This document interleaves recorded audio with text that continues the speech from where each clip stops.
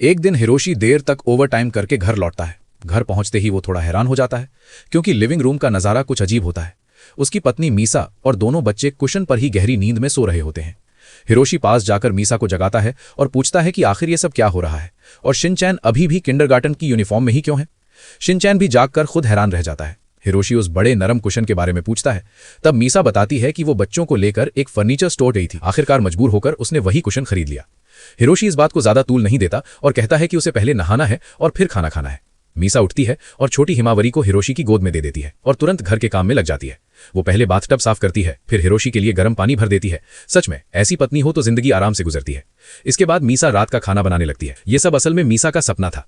असलियत में तो वो कुशन पर गहरी नींद में सो रही थी और हिरोशी कितना भी जगाने की कोशिश कर ले वो उठ ही नहीं रही थी। मजबूर होकर हिरोशी को खुद ही सब काम करना पड़ता है। वो बाथटब में पानी भरता है और पहले खुद और बच्चों को नहला देता है।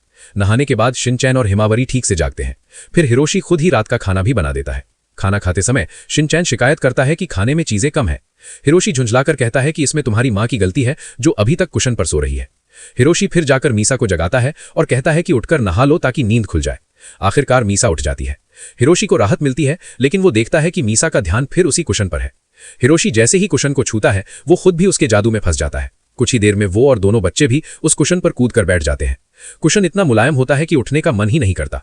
तभी हिरोशी का फोन बजता है। उसके बॉस का मैसेज आता है कि कल की रिपोर्ट चेक करना मत भूलना। ये सुनकर हिरोशी तुरंत कंप्यूटर खोलता है और सारी फाइलें ठीक से चेक करके भेज देता है। अगले दिन ऑफिस में सब उसकी तारीफ करते हैं, लेकिन ये भी एक सपना ही निकलता है। अब मीसा गुस्से में आकर कुशन को उठाकर फेंक देती है। हिरोशी जमीन पर गिर पड़ता है और बच्चे भी उसके ऊपर गिर जाते हैं। हिरोशी उठकर कहता है कि ये कुशन तो कामकाजी लोगों को बिल्कुल आलसी बना देता है। दोनों पति पत्नी फैसला करते हैं कि इस कुशन को फिलहाल सील करके रख देना ही बेहतर है। वे मिलकर उसे एक डिब्बे में बंद कर देते हैं और ऊपर से टेप भी लगा देते हैं। लेकिन आधी रात को मीसा को नींद नहीं आती। उसे याद आता है कि उस कुशन पर सोने से कितनी अच्छी नींद आती थी। वो सोचती है कि बस थोड़ी देर के लिए इस्तेमाल कर ले। लाइट जलाकर देखती है तो हैरान रह जाती है। हिरोशी और दोनों बच्चे पहले ही कुशन पर सो रहे होते हैं। गुस्से में मीसा हिरोशी को धक्का देकर खुद कुशन पर लेट जाती है। अब कुशन छोटा पड़ जाता है और सब उसमें जगह बनाने के लिए खींचातानी करने लगते हैं। आखिरकार इतनी खींचातानी होती है कि कुशन फट जाता है और अंदर की सारी रुई बाहर निकल आती है। अंत में हिरोशी आह भरते हुए कहता है, लगता है इस कुशन पर खर्च किया पैसा पूरी तरह बेकार चला गया।